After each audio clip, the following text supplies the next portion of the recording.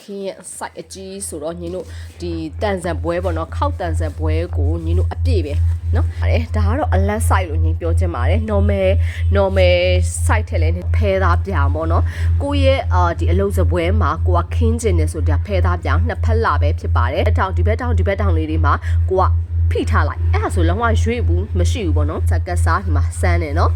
ဒါ brand တစ်စိတ်လေးနဲ့တွားတီရောဆင်နေဟိုမင်္ဂလာပါချူရနာအောင်လုပ်ငန်းစွာရေးပြန်လည်ကြိုဆိုလိုက်ပါရနော်ဒါလေးတွေကတော့အခင်းလေးတွေပဲဖြစ်ပါတယ်အခင်းလေးတွေရဲ့အနေထားလေးတွေကိုအသေးစိတ်လေးတင်ကပြောပေးထားပါမယ်ဒါကတော့ overall လေးကိုတစ်ချက်လာပြောပြပေးတာပဲဖြစ်ပါတယ်အခင်းရနိုင်တဲ့အခင်းလေးတွေပေါ့နော်ဒါဆိုရင် site အကြီးဆုံးလေးရပဲဖြစ်ပါတယ်ဒီ design လေးရှိမယ်ဒီ design လေးရှိပါအောင်မယ်ဒါလေးလည်းရှိမယ်ဒါကတော့ normal size လေးဒါကကြတော့ဟိုပါပေါ့ size ကြီးဒီမှာ size ကြီးဒီမှာ size ကြီးเนาะဒီမဲ့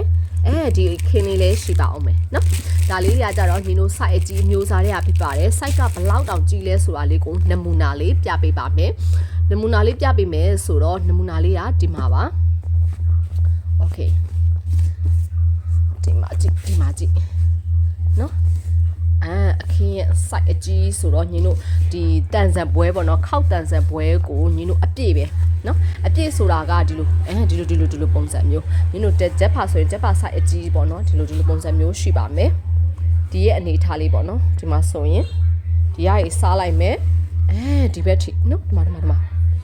site အကြီးဆုံးရဲ့ site ကဒီလိုပုံစံမျိုးရှိပါမယ်ဒါကတော့ site အကြီးဆုံးလေးကိုပြောပြရခြင်းဖြစ်ပါတယ်နောက်ထပ်ပြီးတော့ရနိုင်သေးတဲ့ဟာလေးကကြတော့ဗာလဲဆိုတော့ဒါလေးတွေထားပေးထားပါတယ်ဒီ design လေးရှိမယ်ဒီ design လေးရမယ်နောက်တစ်ခုကကြတော့ဒီ design လေးရပါမယ်ဒါလေးကိုလည်းနမူနာလေးအနေနဲ့ဒါလေးကိုထုတ်ပြပေးမယ်ဒါလေးကကြတော့သူ့ရဲ့ site ကကြတော့ဖြစ်ပါတယ်ဒါကတော့အလတ် site လို့ညီပြောချင်ပါတယ် normal site ထက်လည်းနည်းနည်းလေး site ကြီးရယ်ရောင်လေးကြီးတယ်site အကြီးထက်လည်းအတားအိမ်မကြီးဘူးသူက normal site ထက်နည်းနည်းလေးကြီးပြီးတော့အလတ် site ပေါ့အလတ် site လေးပဲဖြစ်ပါတယ်ဒီဟာလေးလည်းရောက်ပါပြီကြိုက်တဲ့လောက်အားပေးလို့ရတယ်ပေါ့နော်ဒါပေမဲ့တစ်ခုရှိတာဒီဟာလေးတွေကလေရောက်ရင်ဟိုများတော့အဖြစ်အတန်းပြီးတော့ကုံသွားကြရတယ်လေများတယ်ပေါ့နော်ကိုကြိုက်တဲ့ design လေးစုံလုံးလေးလာအားပေးလို့ရပါတယ်okay အဲ့ဆိုရင်ဒါလေးတွေက normal site တွေကတော့နည်းနည်းလေးအတိုင်းအတာတစ်ခုထိလောလောဆယ်ကုန်နေတယ်ဒါလေးဆို site အကြီးလေးရဖြစ်ပါတယ်ဒါကတော့ဖဲသားပြောင်ပေါ့နော်ကိုရဲ့ဒီအလုပ်စပွဲမှာကိုကခင်းကျင်နေဆိုတော့ဖဲသားပြောင်နှစ်ဖက်လာပဲဖြစ်ပါတယ်သူကအဖြူနဲ့အနက်ကိုတွဲဆက်ထားတာလေးပဲဖြစ်ပါတယ်ဒါတော်တော်လေးလှတယ်ဒါကကြတော့ဒီမှာအနီပေါ့နော်အနီဘက်ကိုဟိုဘက်ဒီဘက်ရော့သွားတာမျိုးမရှိဘူးပေါ့နော်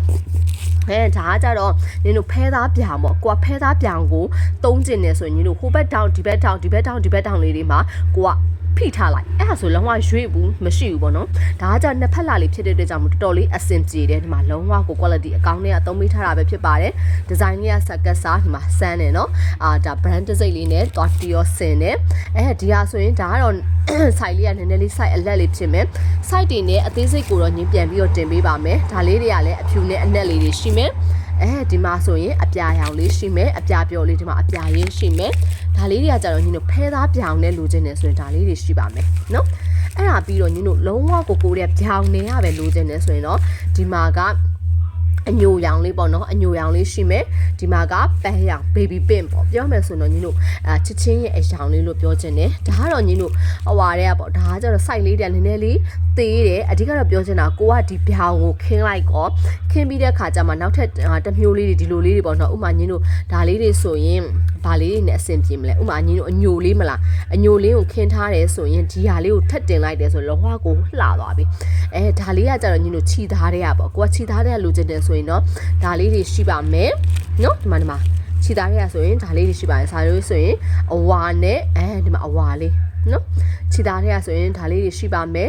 ဒီလိုပုံစံမျိုးလေးတွေရကျင်တယ်လိုချင်တယ်ဆိုရင်တော့ CYA ချူရနာအောင်လုပ်ငန်းစုရဲ့ Facebook page Messenger ကိုလာပြီးတော့ဒါ screenshot ရိုက်ပြီးတော့လာမှာပေးပါအဒီကတော့ညီတို့အခင်းလေးတွေအစုံထားပေးထားတယ်ဆိုတာလေးကိုလာပြောပေးတာပါဒါလေးဆိုတော်တော်လေးလှတယ်ဒါကတော့ညီတို့ normal site ထက်နည်းနည်းလေးကြည့်ပြီးတော့သူကအခင်းအလတ် site ထက်ကပုံစံမျိုးဒီမှာ love ပေါ့နော်ဒါဆိုတော်တော်လေးလှတဲ့အမျိုးအစားလေးပဲဖြစ်ပါတယ်ဆိုတာလေးကိုပြောကြရင်အခုလိုကြည့်ရှုပေးသူတအုပ်တယောက်ချင်းစီကိုကျေးဇူးတင်ပါတယ်ပပိုင်နောက်ဗီဒီယိုတွေမှာအများကြီးပြန်ဆုံတွေ့ပါမယ်